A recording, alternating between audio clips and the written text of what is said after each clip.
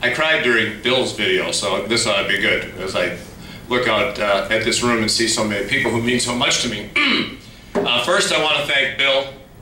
I thought that was tremendous. You know, Bill left ESPN a year ago and went to Fox Sports 1, so he's not used to speaking with this many people watching.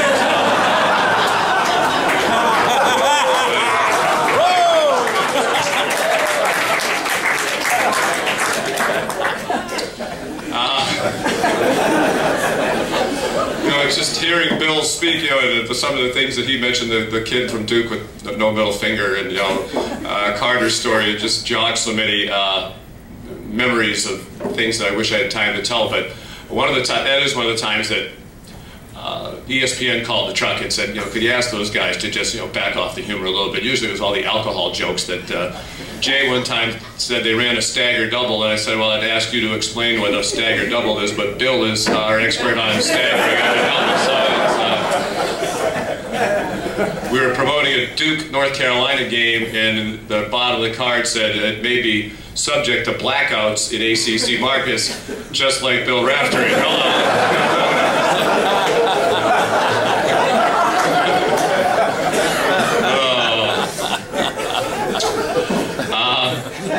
I told him, you know, one of the great things that about being Bill's friend and having worked with him for over 2 decades, and boy did we miss him. You know, Jay and I got really tired this year of walking in every gym on a Monday night. We really miss Raph. Where's Raph? You know what? We miss him too.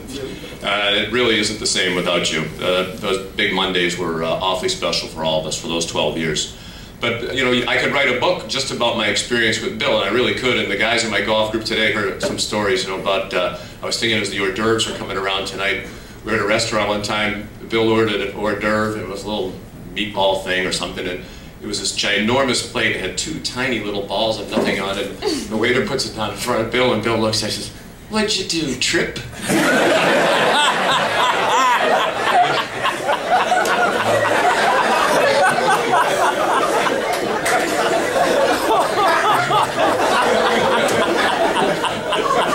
Personal favorite when the waiter or waitress asked him about his 14th Bud Light of the night. "Sir, would you like another Bud Light?" "Okay, just want to make sure I like it."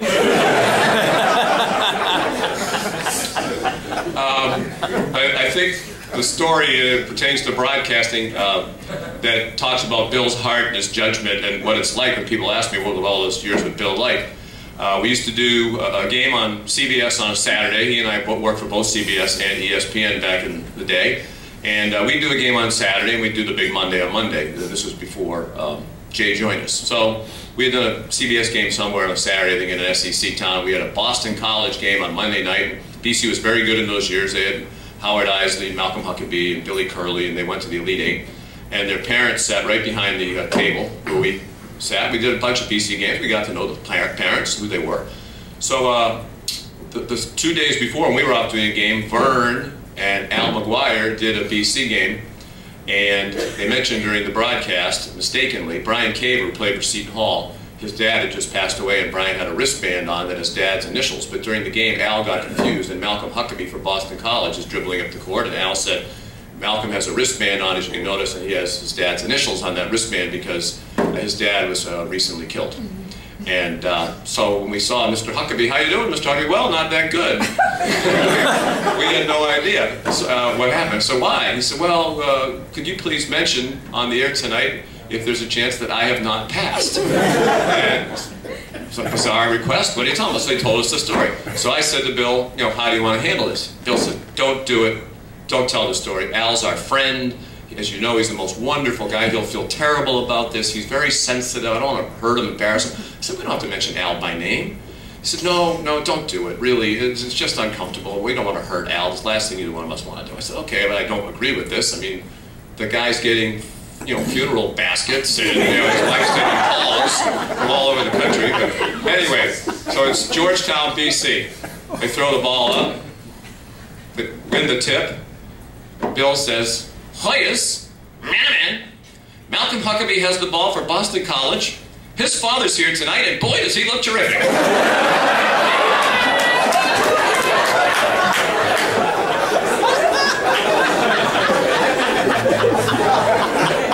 We weren't going to to talk about it. But he got it in literally 3 seconds after the tip in Bill's own unique way. I appreciate all the nice things Bill said and the funny things that he said. Really the greatest joy of my professional life, and if you had 5 minutes into this one I would start to cry, this is about it, is working and having worked with Bill Raftery. There's no finer person in our business.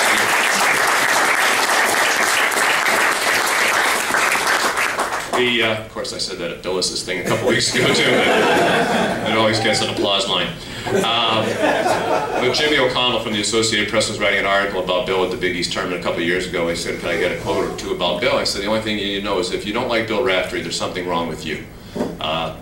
You know, Mike and everybody else who knows Bill well can vouch for the fact that you've never heard in a business where people don't mind occasionally sticking the knife in somebody else, you never hear an unkind word about Bill. And thank you for being here, buddy. It means the world to me. You're the best. It also means a great deal to me to go in with Bill Roth. He has a senator, I.F. Raff, President Grilly, Carter Blackburn. If Ted Kennedy was still alive, I could have got him in front of had some good times with Teddy, and he knows it. Yeah, we drank with great vigor, as he would say. No, we didn't.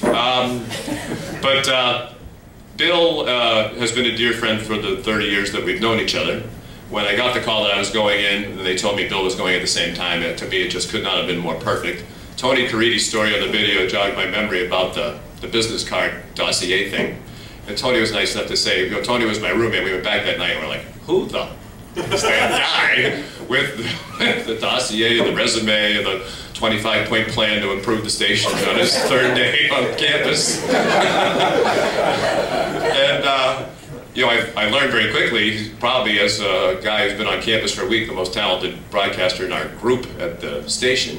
And I've certainly learned over the 30 years that there's never been a better play-by-play announcer who's come out of this school than you. And that's the truth. And I think everybody in this room knows it, and that's why you're here. Everybody talks about what a hard worker you are, and you set the tone for that. But we should not diminish your enormous talent. You're an enormously talented person and a wonderful friend.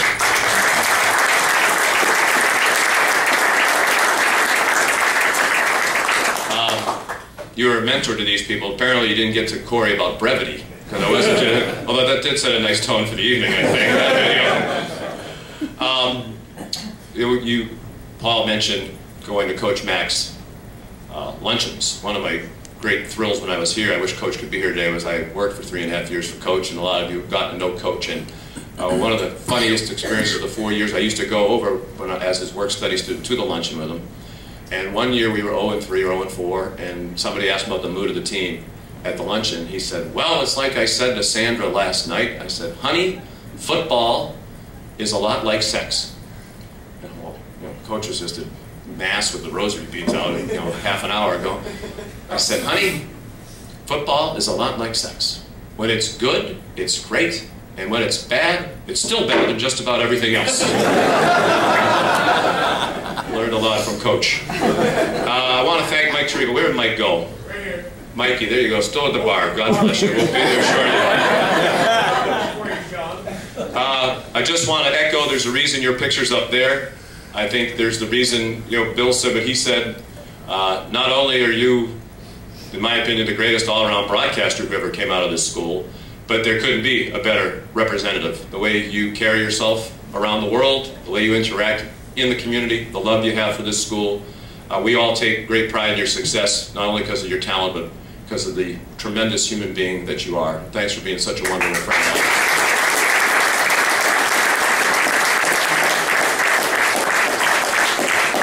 When I got here yesterday, we had a reception. I saw Hank Greenwald, and the first thing I said to Matt Park was, Hank Greenwald better be in this Hall of Fame, because there's no way I'm going into this Hall of Fame before Hank Greenwald is.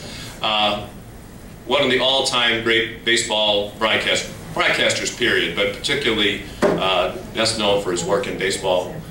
Thank you for everything you've done for this school and for the example you've set for so many of us, and thank you for coming all the way out.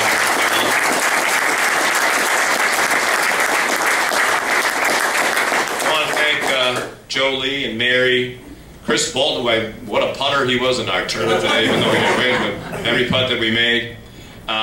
Damon, Mark, and Matt, you guys are already recognized, but God bless you for this incredible weekend, because it's been a blast and it's going to continue to be. I'm glad that they showed the history piece in that video. I didn't know they were going to do that. When Mary called me about this, I was a little iffy. You know, I kind of left WAER with a bad taste in my mouth, and it really hasn't gone away 30 years later completely.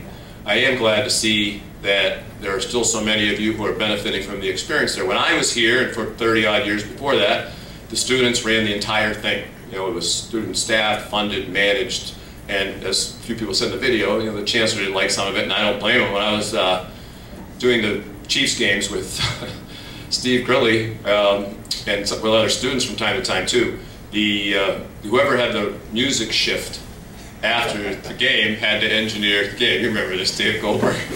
And there was a guy with orange hair and earrings, you know, was way before Gil Flummerfelt, who had an air name that I don't remember, but he was just on every kind of drug, I think, that there ever was, I'm pretty sure. And it was punishment to him to have to sit there and listen to the Chiefs versus the Tidewater Tides for 3 hours. And so we had a PSA that began, "My name is Edna, and I'm blind, and I'm talking to you on behalf of the National Association of Blind." So I'm in Tidewater one night, here's the pitch, ball 2, and I hear, "My name is Edna." Strike 1. And I'm blind. So is Gil just sitting back there, entertaining himself. I have to pick up the phone between it and cut this shit with "My name is Edna, would you please?" And those are really the things that I remember the most about WAER, was just the laughing, you know, seeing Goldie here today. Thank you for coming all the way from Houston, bud. You know, one of the funniest people I've ever known. He helped write for me, and Dan Horde was one of my writers, who's, you know, hysterically funny, and we used to sit around all day and just try to think of ways to be funny and creative. And the most important experience I ever had was at WAER. The opportunity to get on the air all the time and do the Chiefs games, improve or not improve or whatever. But like most things in life, the more you do it, you should get better at it. And the opportunity to get on and do so many games and be on the air every day, you know, that's why it bothered me when the station changed, that there was going to be a lot less opportunity for the people to follow. But what I've seen is it's still a great place, and I'm really appreciative of the people who run it for including me, even though for years I think some people at WAER didn't consider me a friend of the station. I really am, and I'm delighted for its ongoing success. I just want to conclude by doing what Bill did and encourage those who are a lot younger than us and are still here to follow the example that many of the other people in this room have set. You know, it's an enormous responsibility, I think, to go out into the world with the Syracuse thing kind of stamped to you. There's an expectation level that you're going to perform at a high level, but I think there's also an expectation level that you're going to conduct yourself in a certain way. And a big part of that is reaching back to the people who are coming through here right now and trying to help them along the way so that someday they might take your place. And that day's coming sooner rather than later for me. When I got here, I thought to myself, and I'll remember this all my life, wouldn't it be awesome if someday when they list off the names, you know, the names that when I came here, I wanted to be Bob Costas or Marv Albert or Dick Stockton. And you know, since then there's so many other people like Mike and Dave Pash and Dave O'Brien. There's so many people we haven't mentioned tonight that the school should be, and the station should be remarkably proud of. But I got a little annoyed. Sue Edson's here a few years ago in the Football Media Guide. You know, they're expounding on all the wonderful things about our university, and they have a couple paragraphs there about it's known as, you know, the cradle of broadcasters, and these great broadcasters. And there's about, I'm doing the Washington Syracuse football game. There's about 15 names and no Sean McDonough. And I said, Sue, I know, you know, I know it's hard. There's a lot of us and everything, but Marty Glickman's dead. He doesn't do a shit.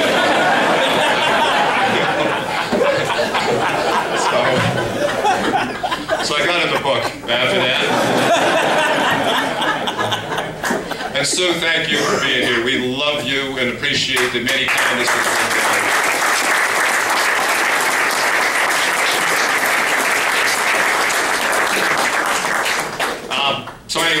more I want to say, but it's been a very long night, so I'll just wrap up by saying thank you, and thank you for including me in a group of names like Bill Roth and Hank Greenwald and Mike Tirico. There couldn't be a greater honor for me.